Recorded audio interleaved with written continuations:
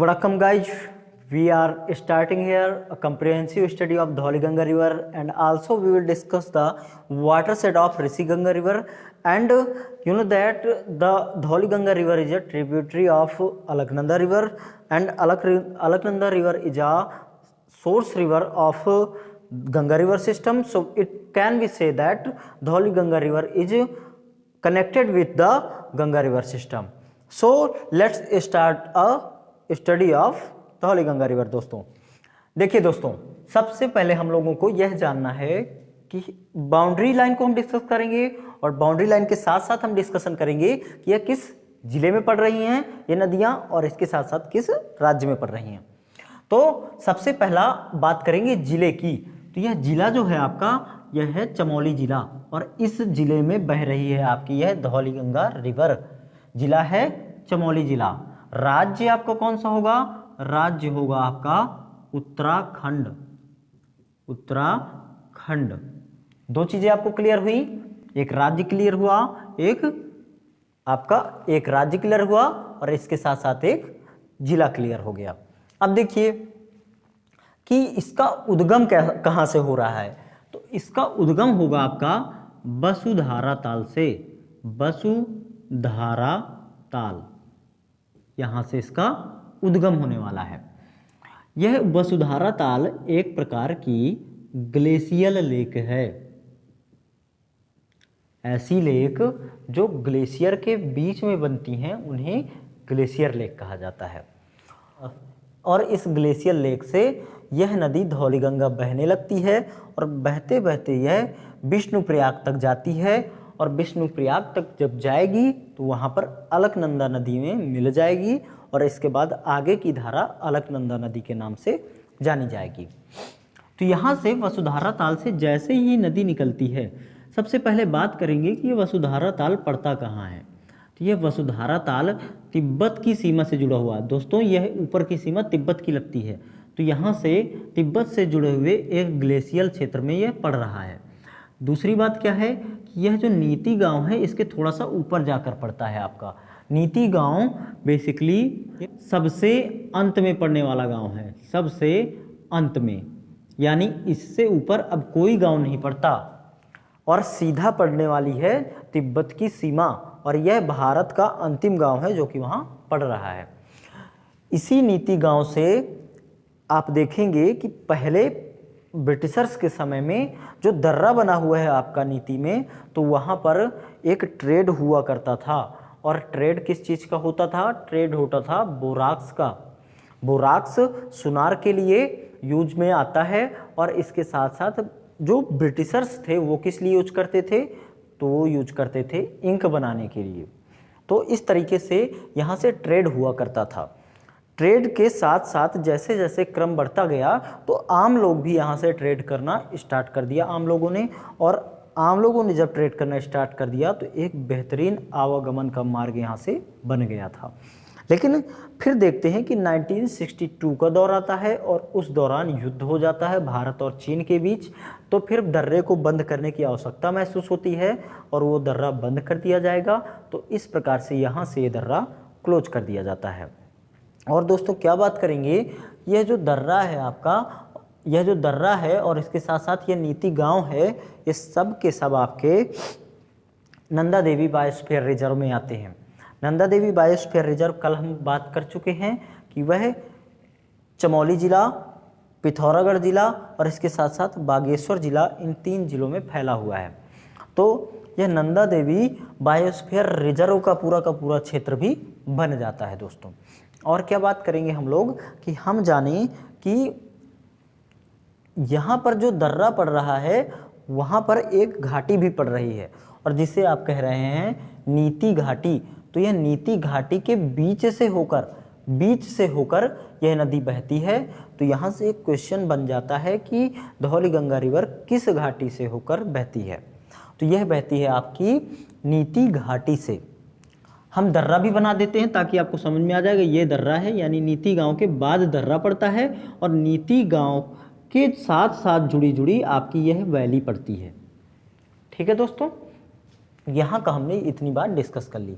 अब देखेंगे कि इससे आगे आएंगे तो गमसाली नामक एक स्थान पड़ता है। यह दर्रे से जुड़ा हुआ नहीं, दर्रे से काफ़ी दूर पड़ता है। मैप में आपको थोड़ा सा समीप दिखाई दे रहा है। तो ये गमसाली स्थान पड़ता है। फिर इसके बाद यहाँ पर बांपा स्थान पड़ता है। तो इन दोनों स्थानों से होकर नदी आगे बढ़ रही है। और यहाँ पर आप देख रहे हैं कि यहाँ पर एक नदी, अन्य नदी मिल रही है जिसे आप ऋषि गंगा नदी कह रहे हैं। तो यह ऋषि गंगा नदी लेफ्ट साइड की ट्रिब्यूटरी है धौली गंगा रिवर की। अब दोस्तों हम यहाँ पर आते हैं ऋषि गंगा नदी पर। तो ऋषि गंगा जो नदी है आपकी, वह निकलती है नंदा देवी चोटी के नॉर्थ ढलान से, और देखते हैं कि इसमें कुछ ना कुछ मात्रा में जल आपका साउथ ढलान से भी चला जाता है। तो इस तरीके से दोनों ही ढलानों से जल जा रहा है, और जल के मिलने से, जल की धाराओं के मिलने से फिर ऋषि गंगा नदी बन जाती है। तो अब बात करेंगे कि ऋषि गंगा नदी कहाँ बह रही है, किस जिले में बह रही है, तो आप कहेंगे चमोली जिले में बह रही है दोस्तों। अब थोड़ा सा हम ऋषि गंगा नदी की विशेषताओं को भी जान लेते हैं। तो देखिए ऋषि गंगा नदी जो है आपकी, वह बहती है नंदा देवी नेशनल पार्क से। नंदा देवी नेशनल पार्क से होकर बहती है। तो यह भी एक क्वेश्चन है कि नंदा देवी नेशनल पार्क की प्रमुख नदी कौन सी है, तो आप कहेंगे कि यह नदी है आपकी ऋषि गंगा नदी। फिर बात करेंगे आगे, यह धौली गंगा की प्रमुख नदी है। धौली गंगा की प्रमुख नदी, प्रमुख नदी। दो चीजें समझ में आई। तीसरी बात क्या है कि यह जो भी आपका एरिया पड़ रहा है, अभी देखेंगे कि ये ऋषि गंगा नदी अपनी एक घाटी भी फॉर्म करेगी। देखिए ये पूरी की पूरी घाटी रहेगी, यह घाटी रहेगी आपकी, यह, इसे आप ऋषि गंगा वैली कहते हैं, ऋषि गंगा वैली। तो ऋषि गंगा वैली का जो क्षेत्र है आपका, वह भूकंप प्रभावित क्षेत्र है दोस्तों। यहाँ पर साल भर में कई सारे भूकंप आते हैं, और आप जानते हैं ना कि हिमालय भी आपका भूकंप प्रभावित क्षेत्र में आता है, तो उसी का हिस्सा ये भी है, तो इसलिए यह भी भूकंप प्रभावित क्षेत्र में आता है। पिछले 30 सालों में लगभग 53 से अधिक भूकंप यहाँ पर आ चुके हैं। और क्या बात करेंगे कि इस वैली में, चूँकि यहाँ पर ग्लेशियर हैं बहुत सारे, यह पूरा का पूरा ग्लेशियर वाला इलाका है उत्तराखंड का, तो यहाँ पर कुछ ना कुछ मात्रा में आप देखेंगे कि रिवर जब बह रही होती है किसी घाटी में, यह रिवर बह रही मान लीजिए, तो यहाँ से जैसे ही बर्फ़ पिघलेगी और बर्फ़ यहाँ पर टुकड़े गिरेंगे बर्फ़ के, तो रास्ता ब्लॉक हो जाता है। तो इस परिस्थिति में नदी का पानी ब्लॉक हो जाएगा, और जब नदी का पानी ब्लॉक हो जाएगा तो वहाँ पर बाढ़ की स्थिति बन जाती है। तो इन क्षेत्रों में बाढ़ की भी बहुत ज़्यादा स्थिति रहती है। इस रैनी गाँव के समीप बहुत ज़्यादा मात्रा में बाढ़ आती है। यहाँ पर कई बार मार्ग ब्लॉक हुए हैं, और इन रिसर्चर्स ने बताया हुआ है कि यह कारण क्या है कि यहाँ पर यह बर्फ़ के टुकड़े अपने मार्ग को अवरुद्ध कर रहे हैं, यानी ऋषि गंगा के मार्ग को अवरुद्ध कर रहे हैं। तो दोस्तों यहाँ तक ऋषि गंगा के रिवर के बारे में हमने समझ लिया। अब देखेंगे कि नंदा देवी चोटी की बात की है हमने दोस्तों। तो ये जो नंदा देवी चोटी है, यह पड़ती है चमोली डिस्ट्रिक्ट में, और चमोली डिस्ट्रिक्ट कहाँ पड़ता है, अभी हमने बात की उत्तराखंड में पड़ता है। तो नंदा देवी चोटी दो भागों में बटी हुई है, एक ईस्ट चोटी और एक मेन चोटी। इन दो भागों में इस चोटी को बांटा गया है। ये दोस्तों आप देख रहे होंगे कि यहाँ पर बगल में पिथौरागढ़ जिला पड़ रहा है, और यहाँ पर आपका यह चमोली जिला पड़ रहा है, और ये चोटी आपकी यहाँ पर पड़ रही है। तो इसका मतलब है कि यहाँ भी कुछ नदियाँ होंगी, और यहाँ भी यह आपकी ऋषि गंगा नदी है। तो यहाँ पड़ने वाली नदी ऋषि गंगा है, और यहाँ पड़ने वाली नदी आपकी गौरी गंगा है। तो गौरी गंगा और ऋषि गंगा का जो एरिया बनता है, उस एरिया के बीचों बीच आपकी नंदा देवी चोटी पड़ती है दोस्तों। और क्या बात करेंगे, ये जो नंदा देवी चोटी है, यह नंदा देवी चोटी आती है आपकी नंदा देवी बायोस्फीयर रिजर्व के अंतर्गत। तो इस तरीके से हमने नंदा देवी चोटी को समझा। अब देखिए कि नंदा देवी चोटी पर कुछ लोग अभियान में गए, और उन अभियान में उन्होंने शिखर पर चढ़ने में सफलता पाई है। तो ऐसे कौन से व्यक्ति रहेंगे, तो ऐसे रहेंगे आपके नोएल ऑडेल और इसके साथ साथ बिल टेलमैन। कब रहे, 1936 में। तो 1936 में ये लोग चढ़ने में प्रथम बार सफल हो गए थे, शिखर पर चढ़ने में। फिर भारतीय दल एक गया था 1964 में एन कुमार की अध्यक्षता में, एन कुमार उसका नेतृत्व कर रहे थे। तो यह दल भी चढ़ने में सफल हो गया था। फिर 1981 में दल जाता है महिला दल, जिसमें रेखा शर्मा थी, हर्षवंती बिष्ट थी और इसके साथ साथ चंद्रप्रभा ऐतवाल थी। तो ये प्रथम महिला दल था जिसने नंदा देवी चोटी पर चढ़ने में सफलता प्राप्त की थी दोस्तों। तो हमने नंदा देवी चोटी के विषय में भी जान लिया है। और क्या जानेंगे हम लोग कि हमने जाना कि यह 23वीं सर्वोच्च चोटी है। कौन सी चोटी है दोस्तों? 23वीं सर्वोच्च चोटी। तो पहली चोटी कौन सी है? पहली आपकी K2 है और पड़ती कहाँ है? लद्दाख में पड़ती है। दूसरी चोटी कौन सी है? कंचनजंगा है, पड़ती कहाँ है? सिक्किम में पड़ती है। तो यहाँ से तीसरा क्वेश्चन बन जाएगा कि दीर्घ हिमालय में पड़ने वाली चोटी नंदा देवी आपकी किस राज्य में पड़ती है? तो आप कहेंगे उत्तराखंड में पड़ती है। अब हमने इतनी चोटी के विषय में डिस्कशन कर लिया। अब आगे देखें कि यहाँ पर आपकी त्रिशूल धारा मिल रही है। तो त्रिशूल धारा बेसिकली त्रिशूल ग्लेशियर से निकलती है दोस्तों, त्रिशूल ग्लेशियर। और त्रिशूल ग्लेशियर भी आपका कहाँ है? चमोली जिले में है। और यहाँ पर आप देख रहे होंगे कि यह त्रिशूल चोटी पड़ रही है और त्रिशूल चोटी के बगल में ही ग्लेशियर पड़ता है आपका, या कहें कि त्रिशूल चोटी को ढके हुए है ग्लेशियर। फिर आगे बात करेंगे, यहाँ पर एक अन्य ग्लेशियर पड़ता है जिसे आप रिंती ग्लेशियर कहते हैं। तो रिंती ग्लेशियर भी हो गया। फिर यहाँ से नीचे लगने लगता है आपका बागेश्वर जिला, और बागेश्वर जिला भी आपका कहाँ पड़ता है? उत्तराखंड में पड़ता है। अब देखते हैं कि यहाँ से यह ऋषि गंगा नदी आगे आ रही है और यह घाटी हमने पहले भी बताई हुई है कि किसी भी नदी द्वारा बनाई गई घाटी को आप उस नदी की घाटी ही कहते हैं, या फिर दूसरे रूप में से कहेंगे कि नदी अपने जिस मार्ग से बह रही होती है उसे आप घाटी कह देते हैं, चाहे वो मैदान हो या पहाड़ों के बीच का इलाका हो। आगे देखिए कि यहाँ पे एक धारा मिल रही है जिसे आप राउंथी रिवर कहते हैं, और ये राउंथी रिवर मिलती है आपकी रेनी नामक गांव के पास।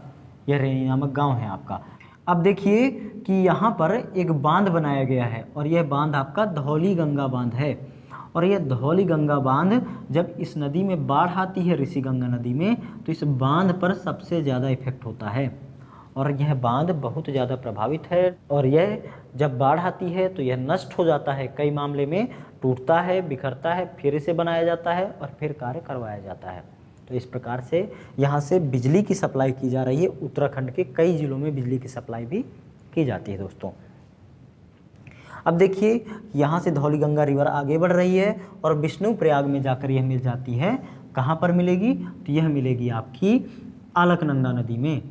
अलकनंदा नदी में यह जाकर मिल जाएगी और अलकनंदा में जैसे ही मिलेगी तो उसके बाद यह जानी जाएगी आपकी अलकनंदा के नाम से यह धारा, और धौली गंगा का अस्तित्व केवल और केवल विष्णुप्रयाग से जाकर समाप्त हो जाता है। यानी धौली गंगा का जो माउथ होगा, मुहाना होगा, वह है आपका अलकनंदा नदी।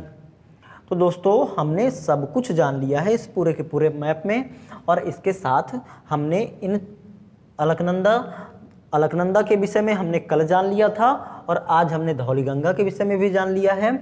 अब हमें जानने की यह आवश्यकता है कि यह जो क्वेश्चन किस प्रकार के आपके लिए बनने वाले हैं। तो दोस्तों देखिए पहला क्वेश्चन क्या रहेगा कि उसका उद्गम कहाँ से होता है इस नदी का? तो उद्गम हो रहा है आपका वसुधारा ताल से। वसुधारा ताल पड़ता कहाँ है? तो आप कहोगे चमोली डिस्ट्रिक्ट में पड़ता है। किस राज्य में पड़ता है? तो आप कहोगे उत्तराखंड राज्य में पड़ता है। कहाँ पड़ता है? तो आप कहोगे तिब्बत की सीमा से जुड़ा हुआ क्षेत्र है और वहाँ पर ग्लेशियर है और उस ग्लेशियर में यह ताल पड़ रहा है। दूसरी बात क्या रहेगी कि यह किस गांव से होकर गुजर रही है? तो यह आपकी नीति गांव से होकर गुजर रही है। नीति गांव सबसे अंतिम गांव है, वह ट्रेड के लिए प्रसिद्ध था, या कहें कि उस गांव से होकर ट्रेड किया जाता था, नीति दर्रे से होकर, और नीति दर्रे से फिर नीति गांव, और नीति गांव से फिर ट्रेड होता रहता था। फिर आगे बात क्या कहेंगे कि नीति के पास जो आपका गाँव है वहाँ पर एक वैली भी बनती है जिसे आप नीति वैली के नाम से जानते हैं। दोस्तों यहाँ हमने बात कर ली। अब हम देखिए कि अगला क्वेश्चन क्या बनेगा कि नंदा देवी नेशनल पार्क कहाँ पड़ता है? तो आप कहेंगे उत्तराखंड में पड़ता है। नंदा देवी चोटी कहाँ पड़ती है? तो वो भी आप कहेंगे उत्तराखंड में पड़ती है। यहाँ से कौन सी नदी निकलती है? तो आप कहेंगे ऋषि गंगा नदी निकलती है। लेकिन पूछा जाएगा आपसे कि अगला क्वेश्चन क्या पूछा जाएगा? अगला क्वेश्चन पूछा जाएगा कि नंदा देवी नेशनल पार्क से कौन सी नदी बहती है? तो आप कहोगे ऋषि गंगा नदी बहती है। चार से 5 क्वेश्चन आपके क्लियर हो गए। अब देखेंगे यह जो आपका पिथौरागढ़ जिला पड़ रहा है, यह पिथौरागढ़ जिला भी अपने आप में बहुत इम्पॉर्टेंट है। कैसे रोल अदा करता है, आप देखेंगे कि जो आपकी काली नदी है, जिसे आप कहते हैं कि बॉर्डर बनाती है, यह है नेपाल और भारत के बीच। तो भारत के इसी जिले के साथ यह बॉर्डर बनाती है, पिथौरागढ़ जिले के साथ बॉर्डर बना रही है। पिथौरागढ़ जिला नेपाल से सटा हुआ जिला है और वहाँ से बॉर्डर बना लेती है काली नदी। यहाँ से बेसिकली गौरी गंगा नदी भी निकलती है और इसके साथ साथ आप रामगंगा रिवर जानते हैं, जो कि गंगा की सहायक नदी है, उत्तर प्रदेश में जाके मिलती है, वह भी आपकी इसी डिस्ट्रिक्ट से होकर निकलती है। तो कहीं ना कहीं यहाँ का एरिया यह इन नदियों से भरा पड़ा है। फिर यहाँ का एरिया आप देखेंगे तो वह गंगा की अन्य सहायक नदी से भरा पड़ा है।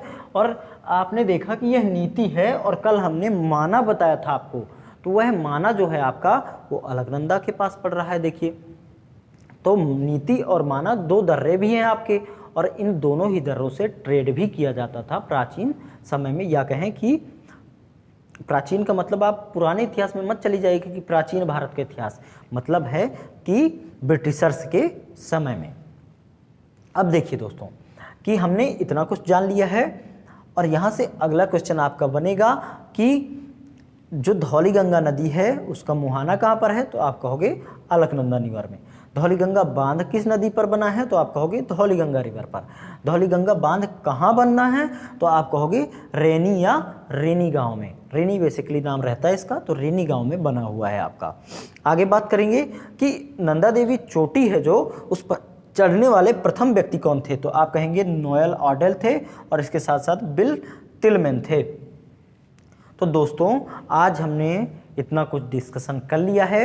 आप युग इंस्टीट्यूट के साथ जुड़े रहिए और साथ साथ चलते हुए आप एक बेहतर अध्ययन करते रहिए और अपना प्यार और सपोर्ट हमारे साथ बना कर रखिए, ताकि हम लोग आपके लिए इससे भी बेहतर सामग्री लाने का प्रयास करते रहें। और आपको आपकी ज्योग्राफी से, आपने टाइटल देखा होगा ज्योग्राफी और अर्थ, आपको आपकी अर्थ से परिचित करवा दें। आपकी अर्थ यानी भारत, भारत से परिचित करवा देते हैं आपको।